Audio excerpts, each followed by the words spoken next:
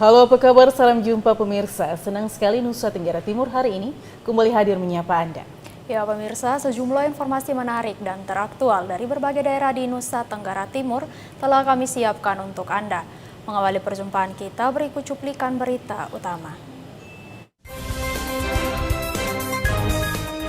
Polres Timur Tengah Selatan serahkan tersangka dan barang bukti terkait kasus pembunuhan sadis dan ruda paksa anak di bawah umur. Pemprov NTT optimis angka stunting akan turun menjadi 10% pada bulan timbang Agustus 2023.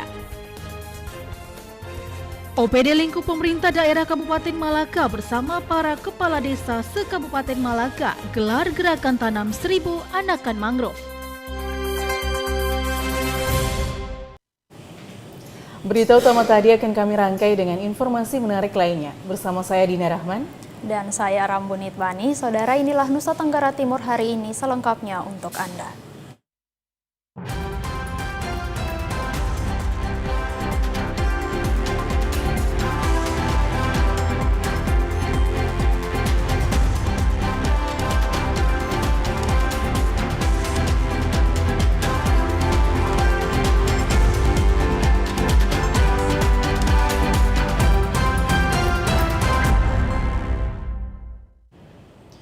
Pemirsa, Polres Timur Tengah Selatan serahkan tersangka dan barang bukti tahap 2 ke JPU Kejaksaan Negeri Timur Tengah Selatan terkait kasus pembunuhan sadis dan ruda paksa anak di bawah umur di Desa Signu, Kecamatan Toy Anas, Kabupaten Timur Tengah Selatan waktu lalu.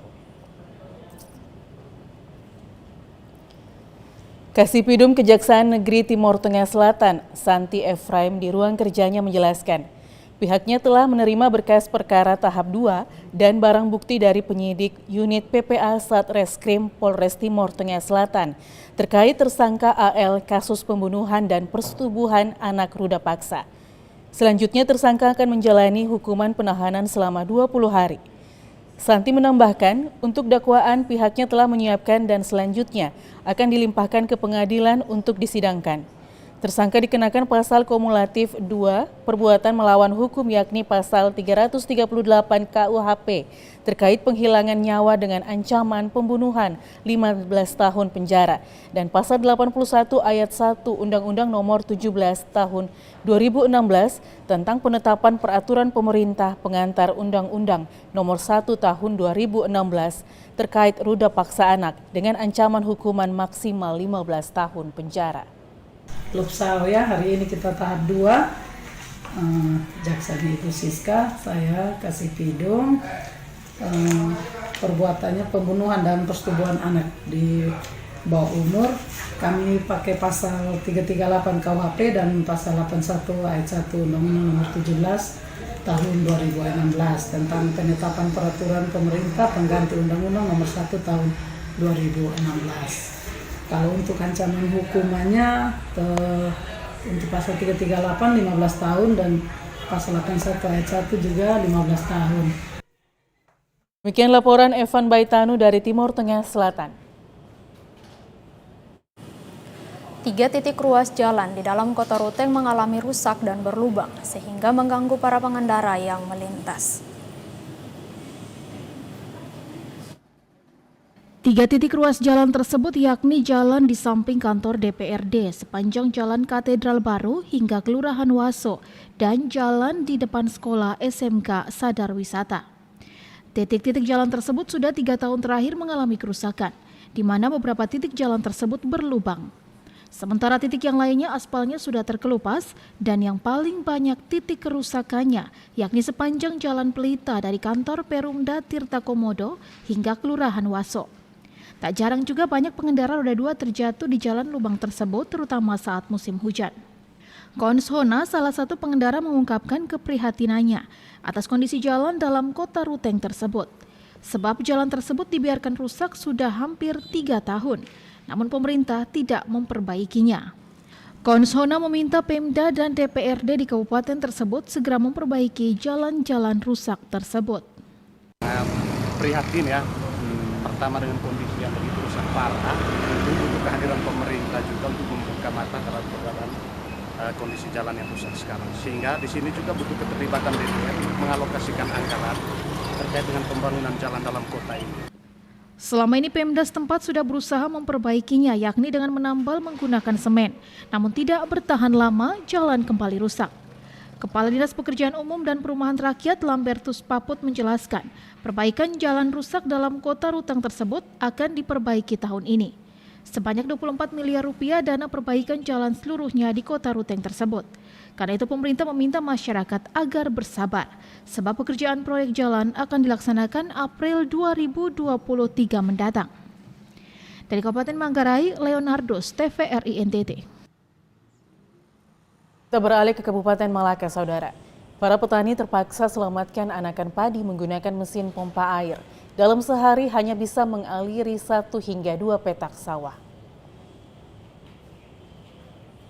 Meskipun dilanda kekeringan, para petani sawah di Dusun Aihun, Desa Lakekun tetap berupaya selamatkan anakan padi yang sudah ditanam. Mereka menggunakan mesin penyedot air dari sumur bor guna mengairi areal persawahan yang telah ditumbuhi padi. Hati para petani digumuli kegelisahan, namun semangat juang untuk selamatkan anakan padi terus terpatri di pundak mereka. Dalam sehari, 1 petak sawah dapat menghabiskan bahan bakar jenis solar sebanyak 4 hingga 5 liter. Debit air sangat kecil dan tidak melumpuhkan niat para petani untuk selamatkan anakan padi yang telah tumbuh. Kalisto Monis, salah seorang petani asal Dusun Aihun, Desa Lakekun, Kecamatan Kobalima mengaku, kekeringan bukan hal yang baru terjadi pada musim pertama tahun ini. Namun setiap tahun warga di 2 desa ini sudah mengalami bencana kekeringan yang sama. Pihaknya menambahkan sejak tahun 2017, para petani di 2 desa ini mengalami kekeringan pada musim pertama. Sementara musim kedua tidak menanam karena tidak ada air sama sekali. Meskipun sudah terjadi dalam kurun waktu yang lama, namun hingga saat ini belum ada solusi dari pemerintah. Ini artinya ulang-ulang seperti ini. Sudah tanam berarti dia kering. Tanam kering. Masalahnya saluran ini airnya tidak pernah datang. Datang sampai di Solo itu hilang, tidak tunggu ke sini. Ini yang kami mengalami kesulitan terus. Jadi 21 hari. Ternyata kami tidak dapat air karena kami tidak ada petugas pintu air. Sudah 16.000. Itu pun kami harus beli. Mau tidak mau kita harus beli, bagaimanapun. Kalau pemerintah masih ada hati supaya mereka lepas air cepat datang, itu berarti kami punya harapan. Tapi kalau seperti ini terus berarti kami tidak punya harapan. Listo, irigasi di areal persawahan petani tidak ada air dan tidak dimanfaatkan. Sebagian sudah rusak dan terputus. Pihaknya berharap agar ada petugas yang dapat membagikan air secara teratur dan merata di lahan sawah petani sehingga ada pemerataan air mengairi persawahan warga. Dari Kabupaten Malaka, Yosman Seran, TVRI NTT.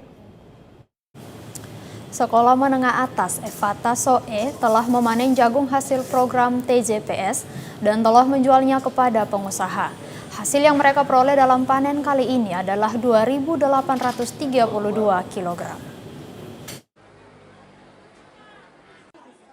Sekolah Menengah Atas Evata Soe saat ini telah menjual jagung hasil program TJPS yang mereka lakukan beberapa waktu lalu. Kepala SMA Evata Soe, Abiatar Kune, mengatakan mereka sangat berterima kasih kepada Gubernur Nusa Tenggara Timur dan pemerintah daerah Timur Tengah Selatan karena memberikan mereka tanggung jawab untuk mengelola lahan seluas 5,5 hektar. Dari luas lahan tersebut mereka telah memanen dan menghasilkan 2.832 kg jagung. Jagung tersebut dijual kepada pengusaha dengan harga Rp4.500 per kilogram.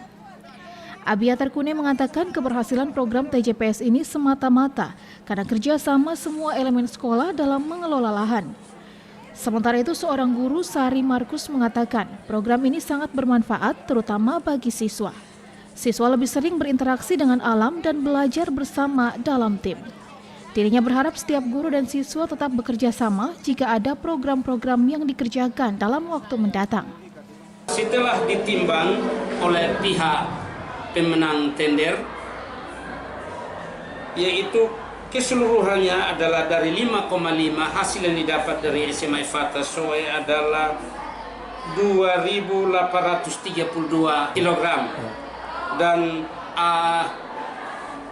hasil penjualannya adalah pengusaha beli dengan per kilo 4.500, sehingga 2.832 kg dikali dengan 4.500 sama dengan hasil yang kami peroleh adalah 12.744.000. Kepala SMA Ifata Soe Abiatar Kune mengatakan untuk panen kali ini mereka mendapatkan hasil sebanyak 2.832 kg. Mereka menjual jagung tersebut kepada pengusaha dengan harga Rp4.500 per kilogram. Menurut saya program PJPS yang dipelopori oleh Pak Gubernur Provinsi Nusa Tenggara Timur adalah salah satu program yang sangat bermanfaat bagi siswa. Kenapa? Karena selain siswa mendapatkan pembelajaran di kelas, siswa juga mendapatkan pembelajaran bagaimana mereka bisa beradaptasi dengan alam. Jadi dengan pembelajaran ini siswa akan memahami bahwa ketika mereka merawat alam dengan baik, maka alam juga akan menghasilkan hasil yang baik. Seorang guru Sari Markus mengatakan program yang dilakukan sekolah ini sangat berguna bagi siswa. Siswa bisa belajar bekerja sama dalam tim dan lebih dekat dengan alam. Dari Kabupaten Timur Tengah Selatan, Ambugala Mawuran, TVRI NTT. Pemirsa, cuaca alam yang belum normal dan cenderung masih ekstrim pada waktu-waktu tertentu turut mempengaruhi jatah beras dari agen kepada pedagang pengecer. Harga bahan pangan pokok cenderung stabil. Pantauan TVRI Selasa 21 Maret 2023 pagi di Pasar Oeba Kota Kupang, harga beras berkisar Rp12.500, Rp13.000, Rp13.500 dan Rp14.000 per kilogramnya. Wilson Lon, salah seorang pedagang beras dan minyak goreng, mengakui harga sudah semakin stabil. Minyak goreng, minyak kita yang sebelumnya menyentuh harga Rp20.000 per liter, saat ini sudah kembali ke harga Rp15.000 bahkan Rp14.000 per liter. Pembeli pun tidak meningkat signifikan, namun masih dalam batas normal. Meski demikian, pihaknya mengakui bahwa jatah dari agen yang biasanya ia dapatkan 25 karung, saat ini hanya berkisar 10-15 karung beras. Ia mengaku dapat memaklumi hal itu karena bisa saja pihak agen membatasi jumlah tersebut dengan tujuan agar ada pemerataan kepada semua pedagang pengecer seperti dirinya. Cuaca alam yang masih fluktuatif bahkan masih sering ekstrim juga menjadi salah satu faktor yang mempengaruhi distribusi, apalagi daerah kepulauan seperti Nusa Tenggara Timur. Tersedia tapi dikasih jatah dibatasi, misalnya orderan 25 karung dikasih jatah 15 karung karena harus bagi setiap outlet. Oke deh, keisi. Oke, harapannya apa kakak? Harapannya bagaimana supaya masyarakat itu bisa dalam kondisi keadaan yang beras sekarang agak sulit ini, masyarakat bisa menikmati minimal harga barang bisa dijangkau. Tim Liputan TVRI NTT. Ya, sementara itu harga sejumlah kebutuhan bahan pokok atau sembako di sejumlah pasar di Kota Kupang mengalami kenaikan harga menjelang hari besar perayaan keagamaan. Menjelang Hari Raya Besar Keagamaan Nyepi, Paskah dan juga bulan suci Ramadan, sejumlah kebutuhan pokok di Pasar Impres Nekoten 1 Kupang dalam beberapa pekan terakhir ini merangkak naik. Salah satu kebutuhan pokok yaitu beras mengalami kenaikan harga yang semula dibanderol dengan harga Rp10.000, kini naik di kisaran harga Rp13.000 sampai dengan Rp15.000. Selain beras, harga kebutuhan pokok lainnya seperti minyak goreng kemasan yang biasanya dijual dengan harga Rp17.000 per liternya, kini dijual dengan Rp20.000 per liternya. Telur yang biasanya dijual dengan harga Rp50.000 per raknya, kini dijual dengan Rp65.000 sampai dengan Rp70.000. Selain telur, harga cabai besar yang biasanya dijual dengan harga Rp50.000 per kilogramnya, kini naik menjadi Rp80.000 per kilogramnya. Cabai kecil yang biasanya dijual dengan Rp120.000 per kilogramnya, kini dijual dengan harga berkisar Rp150.000 sampai dengan Rp160.000 per kilogramnya. Sementara itu, meski beberapa kebutuhan pokok di Pasar Impres Nekoten 1 Kupang mengalami kenaikan, ada juga beberapa kebutuhan pokok lainnya yang terbilang stabil, di antaranya bawang putih, bawang merah, gula pasir, tempe, tahu, dan juga berbagai rempah-rempah lainnya. Tim Liputan TVRI NTT. Inflasi regional Provinsi Nusa Tenggara Timur menunjukkan tren perlambatan pada awal tahun 2023. Namun pemerintah menghimbau masyarakat untuk selalu waspada karena kondisi geopolitik yang masih terus mengalami dinamika. Outlook pertumbuhan ekonomi domestik terpantau masih kuat. Proyeksi pertumbuhan ekonomi tahun 2023 oleh lembaga internasional seperti IMF, Bank Indonesia, dan ADB berada pada kisaran 4,8 sampai dengan 5%. Berdasarkan rilis dari Direktorat Jenderal Perbendaharaan Provinsi Nusa Tenggara Timur, tingkat inflasi masih terjaga di level yang moderat, di mana inflasi bulan Februari 2023 berada pada angka 5,47% year on year. Untuk inflasi regional di Nusa Tenggara Timur menunjukkan tren perlambatan pada awal tahun 2023, tetapi kewaspadaan harus selalu dibangun karena kondisi geopolitik yang masih belum stabil. Provinsi Nusa Tenggara Timur mengalami deflasi 0,06% month to month pada bulan Februari dan inflasi secara tahunan menjadi sebesar 5,41%. Secara year on year, penyumbang inflasi terbesar berasal dari kelompok transportasi dengan andil 20,19%, diikuti perawatan pribadi dan jasa lainnya sebesar 7,55%. Deflasi bulan Februari 2023 disebabkan penurunan indeks harga pada 3 dari 11 kelompok pengeluaran, penurunan tertinggi pada kelompok transportasi 1,69% dan kelompok makanan, minuman, dan tembakau 1,29%. Tingkat inflasi year on year periode Februari 2023 yang tertinggi adalah Kota Maumere dan terendah pada Kota Waingapu, sedangkan inflasi di Kota Kupang mulai menunjukkan perlambatan. Pemerintah daerah melalui tim pengendali inflasi terus melakukan pengawasan dan turun ke lapangan untuk memastikan kondisi perekonomian terus stabil. Esther Siubelan Kristodapo, TVRI NTT. Pemirsa, stunting di Nusa Tenggara Timur turun menjadi 15,7%. Selengkapnya akan kami hadirkan usai jeda berikut ini.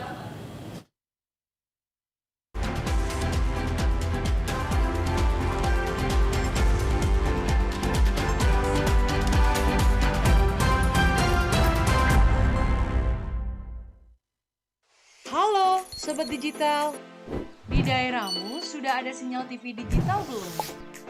Ini cara mengetahui jangkauan siaran TV digital di daerah kamu.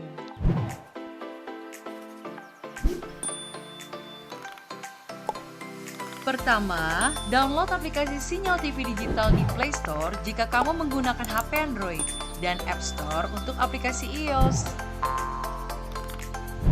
Kedua, pilih aplikasi Play Store atau App Store di smartphone kamu. Ketiga, ketik di area pencarian aplikasi Sinyal TV Digital. Keempat, install aplikasi Sinyal TV Digital di smartphone kamu. Kelima, buka aplikasi Sinyal TV Digital kamu. Kamu bisa mencari semua informasi sinyal televisi digital di aplikasi ini. Ketik daerah kamu di area pencarian, otomatis aplikasi ini memberikan informasi apakah sudah ada sinyal siaran televisi digital di daerah kamu. Di aplikasi ini, kamu akan mendapatkan informasi mengenai pemancar siaran digital, konten siaran digital, dan kekuatan sinyal digital di daerah kamu. Selamat mencoba Sobat Digital!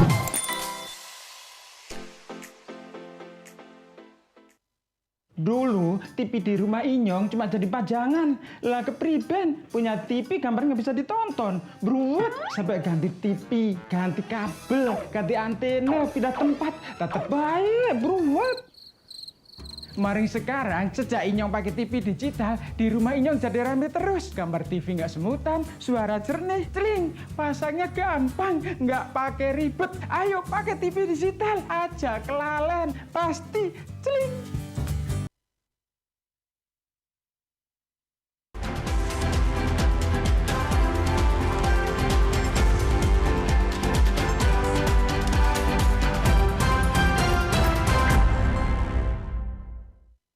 Pemirsa, Anda masih menyaksikan Nusa Tenggara Timur hari ini. Ya pemirsa, Klinik Pratama Keluarga Kudus ND, Biara Susteran SSPS atau Susder Abdi Roh Kudus, yang berada di bawah naungan Yayasan Stenmans, membuka pelayanan untuk pasien umum.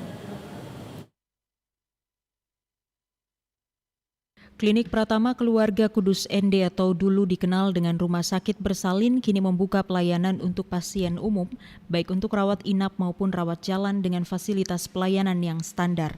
Kepala Klinik Suster Matea melalui Dr. Suster Justina Wela menyampaikan, Klinik Pratama Keluarga Kudus selain sebagai tempat persalinan saat ini sudah buka pelayanan untuk pasien umum dan sudah berjalan 3 tahun terakhir ini.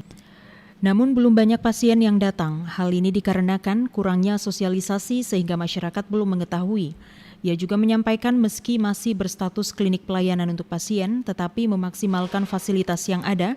Salah satunya pihaknya menyiapkan kamar dengan 4 spesifikasi yakni kelas 1, 2, dan 3 dan kamar VIP untuk pasien rawat inap. Ia berharap dengan dibukanya pelayanan untuk pasien umum ini, masyarakat sekitar serta lainnya bisa merasakan pelayanan kesehatan yang baik dan terjangkau. Pertama, statusnya sebagai klinik Pratama, namanya Klinik Pratama Keluarga Kudus ND. Pelayanan kami di sini itu yang pertama pelayanan rawat jalan, kemudian ada rawat inap. Rawat jalan itu ada pelayanan untuk pasien umum dan penyakit-penyakit umum, kemudian untuk pemeriksaan ibu hamil. Kemudian rawat inap juga begitu, ada rawat inap untuk pasien umum, juga rawat inap untuk persalinan. Untuk persalinan, jadi ibu bersalin bisa nginap di sini. Selesai bersalin sudah pulih kembali, dia boleh kembali. Untuk diketahui, Klinik Pratama Keluarga Kudus ini membuka pelayanan 24 jam. Khusus untuk pasien umum, pelayanan belum bisa menggunakan kartu BPJS Kesehatan karena pihaknya masih mengurus beberapa persyaratan untuk kerjasama dengan BPJS Kesehatan. Sedangkan untuk pasien bersalin sudah bisa menggunakan kartu BPJS karena sudah ada kerjasama. Dari Kabupaten ND, Obitani, TVRI NTT.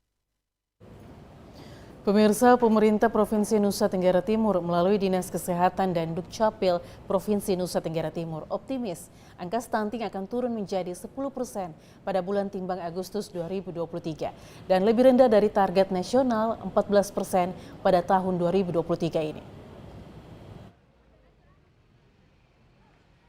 Aktivitas timbang, ukur, dan pemeriksaan kesehatan bayi dan anak dalam upaya mengurangi angka stunting dilakukan 2 kali dalam 1 tahun, yakni bulan Februari dan bulan Agustus. Pada bulan timbang Agustus 2022, angka stunting Nusa Tenggara Timur 17,7% dengan jumlah anak stunting 77.000 anak. Sementara bulan timbang Februari 2023 baru saja berlalu dan hasilnya angka stunting di Nusa Tenggara Timur menurun 2% menjadi 15,7% dengan jumlah anak 67.000 anak lebih. Kepala Dinas Kesehatan dan Kependudukan dan Catatan Sipil Provinsi Nusa Tenggara Timur, Ruth Laiskodat, mengatakan Agustus 2023 pihaknya optimis. Sesuai prediksi 4,3% minimal akan mencapai 11%. Jika kerja keras lebih dipacu lagi, maka dapat mencapai 10%. Angka ini lebih rendah dari target nasional, yakni 14% di tahun 2023. Kita sudah memasuki bulan timbang Februari 2023, ada penurunan 2% dari 17,7% menjadi 15,7%. Jumlah anak stunting Agustus 2022 77.000 anak dan Februari menurun menjadi 67.000 anak sekian. Jadi kita optimis, kita mempersiapkan di Agustus 2023 bisa menurun sesuai dengan prediksi 4,3% minimal, maka kita akan mencapai 11,0%. Kalau kita bekerja lebih keras lagi, maka kita bisa mencapai 10%. Dan target Bapak Presiden 14% di tahun 2023 dan RPJMD pemerintah provinsi 12% akan tercapai, bahkan lebih rendah dari target yang ditentukan. Tim Liputan TVRI NTT. Ya pemirsa, sementara itu target penurunan stunting tahun 2023 ini pada tingkat nasional 14%, sedangkan target RPJMD Provinsi NTT 12%. NTT optimis target tersebut dapat tercapai bahkan lebih rendah dari target nasional.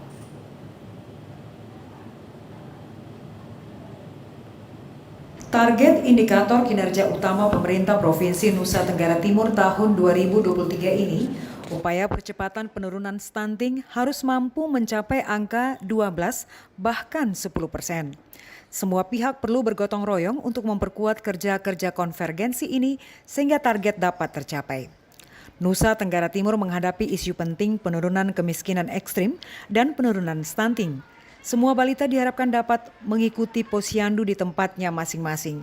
Penanganan stunting di Nusa Tenggara Timur telah dilakukan secara efektif dan efisien melalui data stunting yang akurat, by name, by address. Sehingga dengan data yang tepat ini, penanganannya pun tepat sasaran.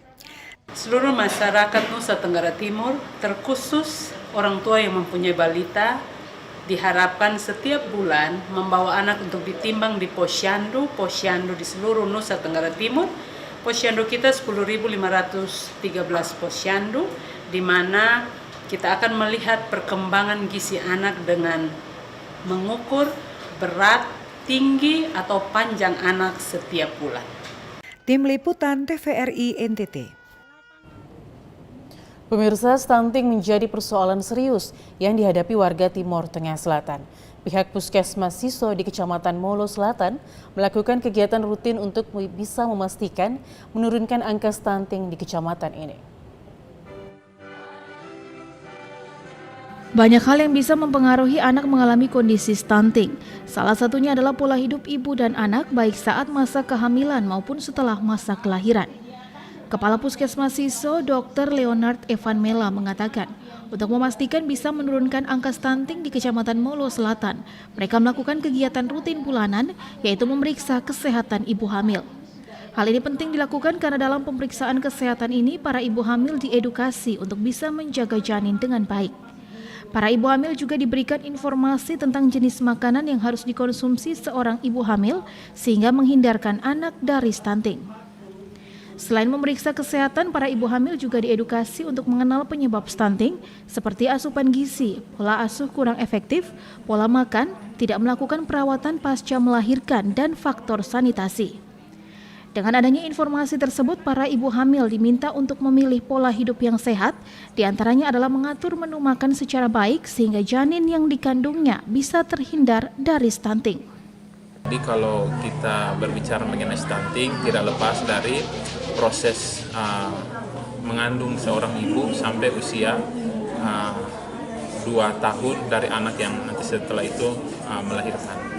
Jadi ini kita ambil salah satu bagiannya, pencegahan stuntingnya juga dari dini, yaitu dari ibu hamil. Sehingga harapan kami setelah selesai kegiatan ini, ada kegiatan-kegiatan lain yang lagi untuk bisa menunjang semua pelayanan-pelayanan terkait dengan penanganan stunting. Kepala Puskesmas Siso, Dr. Leonard Evan Mela juga mengatakan mereka memiliki program untuk menurunkan stunting di Timor Tengah Selatan. Salah satunya adalah dengan memeriksa kesehatan ibu hamil secara rutin. Dari Kabupaten Timor Tengah Selatan, Nambugala Mawuran, TVRI NTT. Ya, demi mencegah kasus kekerasan terhadap perempuan dan anak serta munculnya kasus kejahatan seksual yang dilakukan oleh anak di bawah umur, biarawan SSPS atau Suster Abdi Roh Kudus melalui Justice Peace of Integrity of Creation atau GPIC gelar sosialisasi di Dusun Worosambi, Desa Wolokaro, Kecamatan Ende. Ketua GPIC Provinsi Flores Bagian Timur, Suster Wilhelmina Kato, SSPS, menyampaikan kegiatan sosialisasi ini kita gelar karena rasa prihatin terhadap maraknya kasus kekerasan terhadap perempuan dan anak di Indonesia saat ini, serta munculnya kasus kejahatan seksual yang dilakukan oleh anak di bawah umur. Di Dusun Worosambi, Desa Wolokaro, di mana seorang anak di bawah umur melakukan kejahatan seksual kepada 3 teman sebayanya. Dirinya juga menyampaikan GPIC concern terkait kasus-kasus seperti ini dan berharap sosialisasi ini bisa mencegah sehingga ke depan tidak ada lagi kejadian-kejadian yang meresahkan kejadian-kejadian yang meresahkan ini. Ia juga menambahkan terhadap anak di bawah umur yang terlibat dengan kasus kejahatan seksual, pihak GPIC menyiapkan tempat rehabilitas. Hanya saja kita butuh persetujuan keluarga dan pemerintah setempat untuk dilakukan rehabilitas. Sementara itu, Kepala Desa Wolokaro, Stefanus Sare, ditemui media menyampaikan ucapan terima kasih kepada pihak GPIC dan tim serta keluarga besar biarawan SSPS yang sudah peduli dengan warganya. Ia juga menyampaikan terkait kasus kejahatan seksual yang dilakukan oleh anak di bawah umur yang merupakan warganya beberapa waktu lalu memang benar adanya. Namun pihaknya sudah melakukan beberapa langkah untuk mengantisipasi hal-hal yang tidak diinginkan serta solusi bersama seperti pertemuan dengan pemuka-pemuka adat, pertemuan pihak keluarga, pelaku maupun korban hingga berdiskusi dengan pihak penegak hukum. Ia berharap kejadian seperti ini pertama dan terakhir, dan juga ia meminta kepada seluruh orang tua untuk tidak boleh memberikan handphone terhadap anak yang masih di bawah umur, karena handphone menjadi bumerang untuk anak menjadi pelaku kejahatan. Dari Kabupaten Ende, Obitani, TVRI NTT.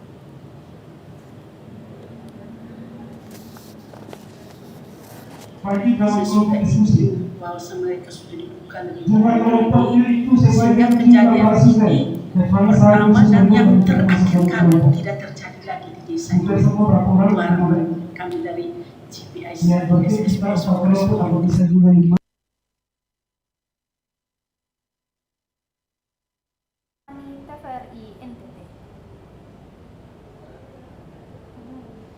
Pemirsa, saat mengikuti upacara peringatan Hari Ulang Tahun Polisi Pamong Praja ke-73 dan Satuan Perlindungan Masyarakat ke-61 di pemerintah Kabupaten Nagekeo, bukannya hikmat mengikuti acara, sejumlah aparatus sipil negara malah asik bermain HP dan berfoto ria. Pemerintah Kabupaten Nagekeo menggelar upacara bendera memperingati Hari Ulang Tahun Polisi Pamong Praja ke-73 dan Satuan Perlindungan Masyarakat ke-61 di halaman kantor Bupati Nagekeo. Upacara berlangsung ada pemandangan tidak baik dipertontonkan oleh sejumlah ASN di lingkup pemerintah Kabupaten Nagekeo. ASN ini yang berada di barisan belakang malah bermain handphone dan berfoto bersama selama upacara sedang berlangsung.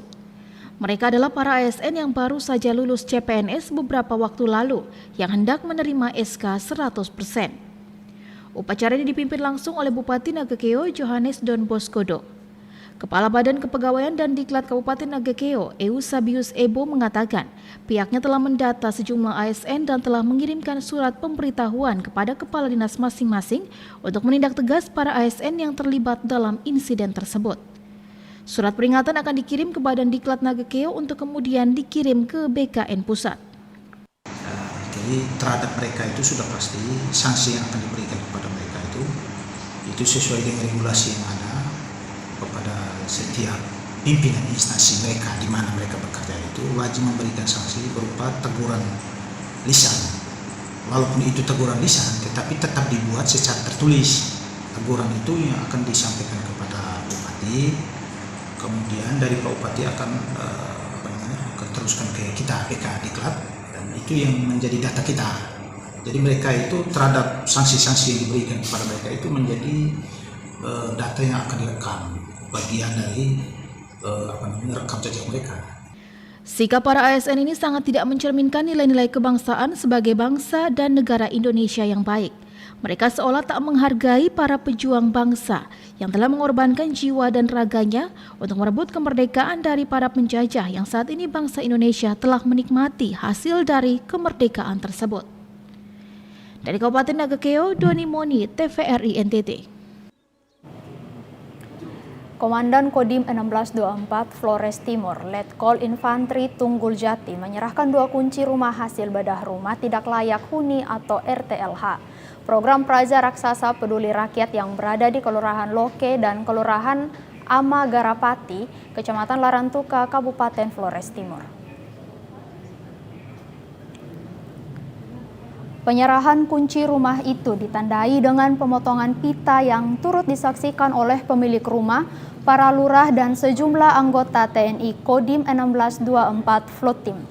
Komandan Kodim 1624 Flores Timur, Letnan Kolonel Infantri Tunggul Jati, kepada TVRI menjelaskan, RTLH ini adalah program-program Praja Raksaka Peduli yang diprakasai oleh Kodam 9 Udayana Pangdam Maijen TNI Soni Aprianto demi membantu meringankan beban masyarakat, khususnya bagi korban yang lanjut usia, sehingga bantuan ini tepat sasaran dan bermanfaat.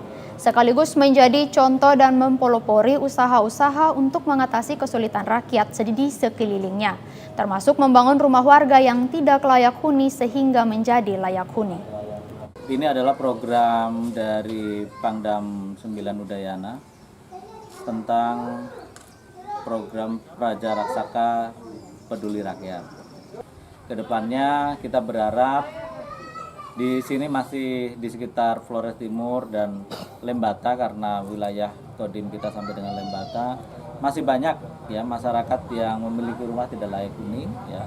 Harapan kita ke depan satu persatu kita bersama-sama dengan Pemda untuk memberikan ya tempat tinggal yang layak lah ya.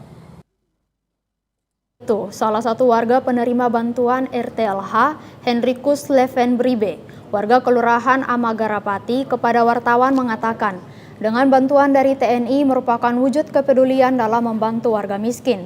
Olehnya, dirinya memberikan apresiasi dan terima kasih kepada Komandan Kodim serta segenap anggota TNI yang telah berjuang membangun rumah tinggalnya, sehingga dirinya boleh menempati rumah ini dengan aman dan nyaman.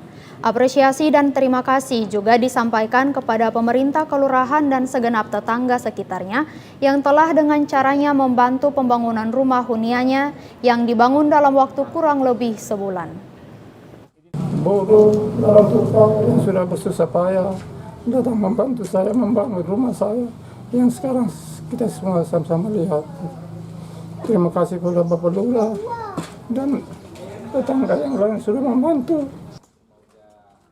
Untuk diketahui, bantuan perumahan dari Kodim dalam program Praja Raksaka Peduli Rakyat sebanyak 3 unit rumah yang sudah selesai dikerjakan dengan biaya bantuan perumahan 25 juta per unit rumah, semuanya dikerjakan secara maraton oleh segenap anggota TNI Kodim 1624 Flores Timur. Dari Flores Timur, Patman Werang, TVRI NTT. Pemirsa, Ikatan Hakim Indonesia Cabang Flores Timur dalam rangka meriahkan HUT IKHI ke-70 terus berkomitmen untuk mewujudkan hakim yang berintegritas dalam penegakan hukum sehingga kepercayaan masyarakat kepada lembaga ini semakin tinggi. Komitmen ini ditegaskan Ketua Pengadilan Negeri Larantuka, Cokorda Putra Budi Pastima, di sela kegiatan berbagi di salah satu panti asuhan kepada TVRI menegaskan, sejalan dengan HUT IKHI ke-70 tahun ini, IKHI Cabang Flores Timur terus berupaya dalam mewujudkan hakim integritas raih kepercayaan publik tersebut, diisi dengan sejumlah kegiatan kemanusiaan maupun dalam rutinitas pelayanan kepada masyarakat umum di daerah ini, sehingga penegakan hukum benar dirasakan dan dinikmati oleh segenap masyarakat. Sehingga secara internal tentunya sangat diharapkan kepada segenap hakim dalam menjalankan tugas dan pelayanannya senantiasa terus menjaga performa dan integritas diri sejalan dengan arahan dan tuntutan reformasi internal melalui kegiatan pelatihan yang dilaksanakan secara internal. Hakim-hakim kami tentunya tetap menjaga dan mempertahankan integritas yang sudah ada dan juga untuk meningkatkan integritas itu. Nah, di dalam upaya untuk peningkatan integritas, Mahkamah Agung selaku lembaga juga selalu melakukan upaya-upaya pelatihan, pembinaan, serta juga dengan pengawasan. Jadi diharapkan dengan upaya-upaya real itu, kita dapat menjaga integritas dan mempertahankan integritas kita dan memberikan pelayanan hukum yang terbaik bagi masyarakat, khususnya di sini masyarakat Flores Timur. Korda berharap agar segenap masyarakat di daerah ini senantiasa memberikan kepercayaan serta dukungan kepada lembaga peradilan untuk memberikan pelayanan kepada masyarakat sejalan dengan spirit reformasi lembaga ke arah yang lebih baik. Dari Flores Timur, Patman Werang, TVRI NTT. Pemirsa, informasi menarik lainnya akan kami hadirkan usai jeda berikut ini. Untuk itu tetaplah bersama kami.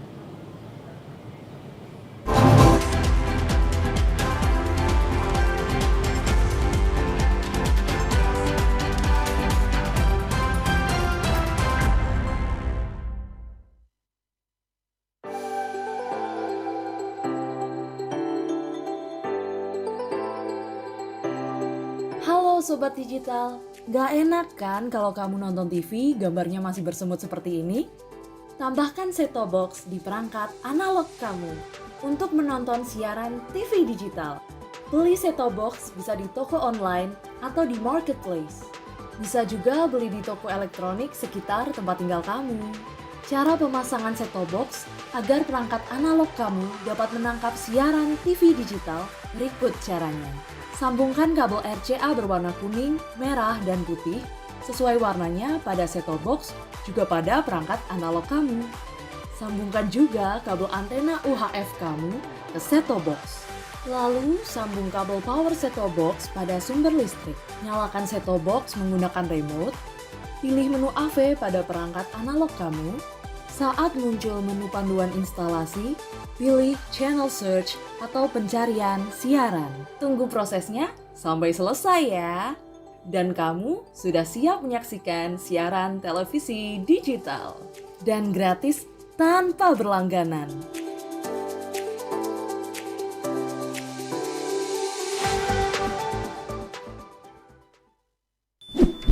Yuk nonton siaran televisi digital. Bagaimana ya cara menangkap siaran televisi digital? Pertama, pastikan di daerah Anda sudah ada sinyal siaran televisi digital. Kedua, gunakan antena UHF di dalam atau di luar rumah Anda. Ketiga, pastikan televisi Anda sudah dilengkapi penerima siaran digital DVB T2. DVB T2 merupakan jenis sinyal yang digunakan Indonesia dalam penyiaran televisi digital. Keempat, pilih auto scan, lalu pindai televisi Anda. Bagaimana jika televisi Anda masih analog? Pasangkan set-top box, televisi Anda otomatis menangkap siaran digital.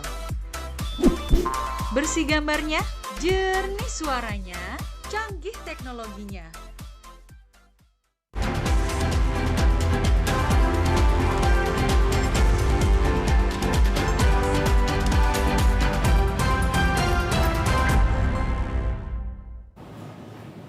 Terima kasih Anda masih bersama kami di Nusa Tenggara Timur hari ini. Organisasi Perangkat Daerah OPD Lingkup Pemerintahan Daerah Kabupaten Malaka bersama para kepala desa se-Kabupaten Malaka menggelar gerakan tanam simbolis 1000 anakan mangrove di lokasi tambak Desa Kletek, Kecamatan Malaka Tengah. Gerakan menanam simbolis 1000 anakan mangrove di kawasan pesisir, tepatnya di lokasi tambak ikan Desa Kletek dalam rangka Hari Desa Asri Nusantara tahun 2023. Sebanyak 1000 anakan mangrove ditanam di pesisir pantai demi melindungi masyarakat di Desa Kletek dari abrasi. Selain itu, mengajak semua masyarakat di pesisir pantai agar bisa bersama menjaga alam mangrove di sepanjang pantai wilayah Kabupaten Malaka. Kepala Dinas Pemberdayaan Masyarakat dan Desa Kabupaten Malaka, Agustinus Nahak menjelaskan, penanaman secara simbolis dilakukan di Desa Kletek karena dimonitor langsung dari pemerintah pusat. Desa Kletek juga merupakan lokasi yang tepat karena sudah melalui tahapan lomba untuk dijadikan sebagai lokasi penanaman mangrove. Penanaman anakan pohon tidak hanya dilakukan di Desa Kletek, namun ada lanjutan di setiap desa untuk menanam 1000 anakan pohon di lahan 1 hektar. Lebih khusus menanam di sekitaran sumber mata air atau wilayah rawan longsor. Pihak Dinas PMD Kabupaten Malaka akan terus mengimbau agar proses penanaman dapat dilaksanakan. Desa Nusantara toh, sebetulnya dari pusat kontak langsung di desa induk ini. Desa jadi pusat hari ulang tahun untuk penanaman 1000 pohon per desa. Bukan 300 ya, 1000? 1000 pohon per desa. Jadi tadi dikonversi ke 1 hektar toh. Tapi tadi itu kan hanya simbolis, jadi kita tanam nanti masyarakat lanjut. Salah satu contoh yang berhasil di proyek kelompok mangrove itu yang 2021. Sudah dilaporkan, posting, orang lihat ya kelompok yang berhasil. Sementara itu, Kepala Desa Kateri Marcelus Seran mengaku kegiatan gerakan menanam 1000 anakan pohon merupakan bentuk manusia menjaga dan melestarikan alam demi anak cucu. Pentingnya masyarakat membangun kesadaran tersendiri terlebih dahulu dari dalam diri sendiri untuk menjaga dan melestarikan terlebih hutan mangrove ini karena banyak manfaat. Dari Kabupaten Malaka, Yosman Seran, TVRI NTT. Kita beralih ke berita lainnya, Saudara. Dunia entertainment di Nusa Tenggara Timur, khususnya Kota Kupang, semakin ramai. Acara besar makin banyak sehingga profesi dan talent kian sibuk. Termasuk MC atau Master of Ceremony di Kota Kupang membangun komunikasi dengan mengadakan kegiatan kemanusiaan.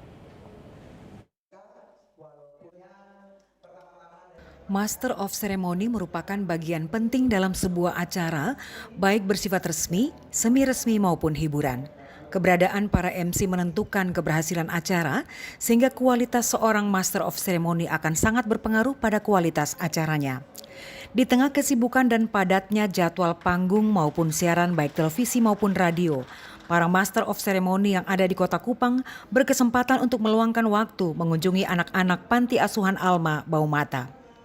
Anak-anak Panti Asuhan Alma Baumata bernyanyi dan bergembira bersama para Master of Ceremony Kota Kupang.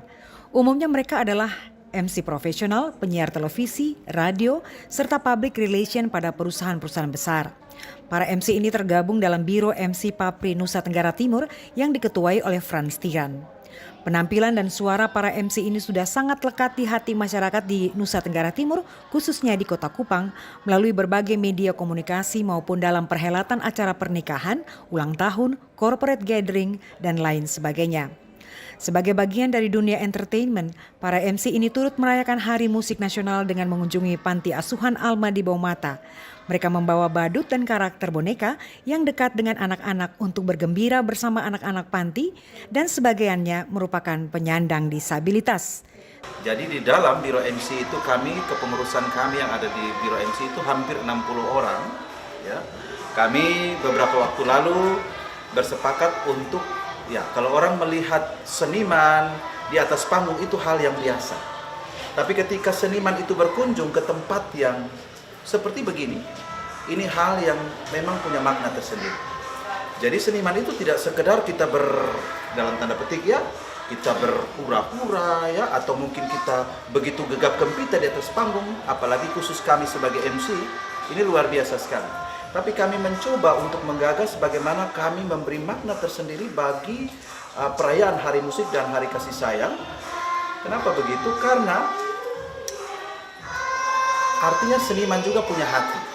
Pertama saya mengucapkan terima kasih banyak. Kami datang dari berbagai situasi hati yang berbeda, tetapi kami dari Biro MC menyatakan terima kasih banyak karena kami hadir di sini bukan karena dengan kekuatan kami, dengan kelebihan kami, tetapi kami hadir di sini dengan kekurangan yang kami bawa. Tetapi kami bersyukur ini adalah suatu wujud doa, suatu harapan kami boleh berbagi bersama adik-adik di tempat ini. Tim Liputan TVRI NTT. Ya pemirsa, dalam rangka memperingati dan memaknai hari kematian Tuhan Yesus atau Paskah, maka jemaat Beit El Naimata menggelar jalan salib selama 12 hari. Beginilah suasana jalan salib hari pertama yang digelar oleh jemaat Beit El Naimata. Adegan ini merupakan salah satu tema dari 12 tema dalam jalan salib yang digelar oleh jemaat Beit El Naimata. Adapun tema pertama ini adalah tentang Yesus dielu-elukan di Yerusalem. Adegan tema ini dilakoni oleh jemaat dan majelis rayon 3. Dalam adegan ini nampak Tuhan Yesus bersama murid-murid sebelum memasuki Yerusalem. Jemaat yang berperan sebagai Tuhan Yesus meminta kedua muridnya untuk mengambil keledai yang saat adegan ini menggunakan seekor kuda. Kemudian mereka membawa kuda tersebut dan Tuhan Yesus menungganginya menuju Yerusalem. Saat memasuki Yerusalem, sontak seluruh jemaat kaum wanita dan anak-anak yang berperan sebagai penduduk Yerusalem yang mengelu-elukan Tuhan Yesus. Adegan ini diakhiri dengan ibadah doa dan doa syukur bersama jemaat dengan dipimpin oleh Ketua Majelis Jemaat yang menjelaskan tentang makna dari Tuhan Yesus dielu-elukan di Yerusalem, dan bagaimana melakukan firman Tuhan tersebut dalam hidup jemaat. Ketua Majelis Jemaat Bait El Naimata, Pendeta Elizabeth Maramba Kebang mengatakan, drama Jalan Salib merupakan bagian dari pendekatan gereja kepada jemaat. Karena selama ini jemaat yang datang di gereja untuk mendengarkan firman Tuhan. Tetapi pada momen Paskah ini gereja yang datang ke jemaat bisa melakukan dan merasakan firman Tuhan itu hidup di tengah-tengah jemaat. Karena jemaat langsung melakoni setiap kisah Paskah dalam Alkitab melalui setiap adegan Jalan Salib. Tujuan kami setiap kali ada Jalan Salib itu 1 hari penuh. Itu bisa 12 tema 1 hari sekaligus. Yang didapat itu mau dibilang persekutuan, kegembiraan, tapi finish potong capek. Ini kali ini saya buat di rayon dengan tujuan potong dapat tiap makna dari tiap tema. Apa makna tema itu? Jadi membekas, ada sesuatu yang disampaikan melalui itu firman. Adapun Jalan Salib ini berlangsung selama 12 hari sesuai dengan 12 tema yang akan dilakoni, di mana setiap minggu 3 tema yang dilakoni, setiap hari Minggu sampai Selasa di rayon yang berbeda. Dari Kabupaten Kupang, Kris Poto, TVRI NTT. Pemirsa, dalam menyambut bulan suci Ramadan, keluarga besar pengurus besar NU Cabang Ngada melakukan ziarah rohani ke makam sesama saudara muslim yang telah meninggal sebagai bentuk rasa cinta sekaligus refleksi dalam menjalani kehidupan ini. Jelang datangnya bulan suci Ramadan kali ini, umat muslim yang ada di Kabupaten Ngada melakukan ziarah rohani ke makam kaum muslim yang telah meninggal dunia untuk mendoakan dan ungkapan rasa sayang, serta menjadikan momentum ini sebagai refleksi kehidupan bahwa segala sesuatu akan kembali kepada Sang Pencipta. Sebelum berdoa, umat muslim sempat melakukan pembersihan di makam dan area sekitarnya agar tampak indah dan layak sebagai tempat peristirahatan terakhir bagi orang-orang yang dicintai dan telah kembali kepada Allah yang Maha Pengasih serta Penyayang. Lantunan doa serta harapan yang indah agar jiwa-jiwa yang telah berpulang dapat beristirahat dengan tenang merupakan salah satu doa terbaik dalam menyiapkan batin untuk bisa berpuasa dengan baik dan penuh di bulan suci Ramadan nanti. Salah satunya pengurus NU Cabang Ngada, Indrajaya Petorsila, menjelaskan bahwa dengan berziarah ke makam orang yang telah meninggal sebenarnya merupakan bentuk refleksi iman umat muslim agar selalu melakukan kebaikan dan menyadari bahwa suatu saat nanti semuanya akan berakhir di dunia ini. Adapun makna yang dapat kami ambil sebagaimana dalam tausiah singkat oleh Ustadz Abu Karim Dato yang menyampaikan bahwa dengan kita berziarah kubur, melihat kubur, memberi suatu peringatan kepada kita yang masih hidup bahwa kita sesungguhnya semua akan kembali ke dalam kubur. Untuk itu pada hari ini segenap kami unsur PCNU dan seluruh pendukungnya melakukan ziarah kubur ini dengan niat sebagai muhasabah diri kami bahwa sesungguhnya kami dan kita semua akan kembali menghadap Allah SWT. Pantauan TVRI di Kabupaten Ngada, umat muslim terlihat penuh semangat mempersiapkan diri secara baik dalam menjalankan puasa nanti di bulan Ramadan, agar bisa meningkatkan ketakwaan kepada Sang Pencipta dan terus melakukan amal ibadah dengan perbuatan baik dan melawan hawa nafsu. Dari Kabupaten Ngada, Lexi Nunu, TVRI NTT.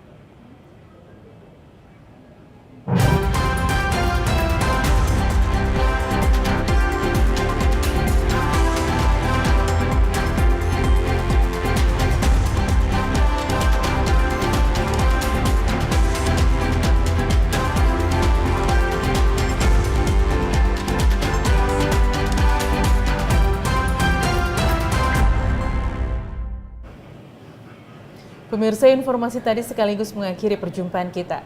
Tak lupa kami juga mengajak Anda untuk tetap mentaati protokol kesehatan guna mencegah COVID-19.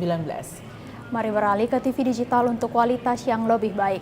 Terus saksikan Nusa Tenggara Timur hari ini yang menyajikan informasi secara santun, lugas dan berimbang. Hanya di TVRI NTT, media pemersatu bangsa. Akhir kata, saya Rambunit Bani. Dan saya Dina Rahman mewakili seluruh kerabat kerja yang bertugas mengucapkan terima kasih atas kebersamaan Anda. Selamat menjalankan aktivitas Anda. Terima kasih.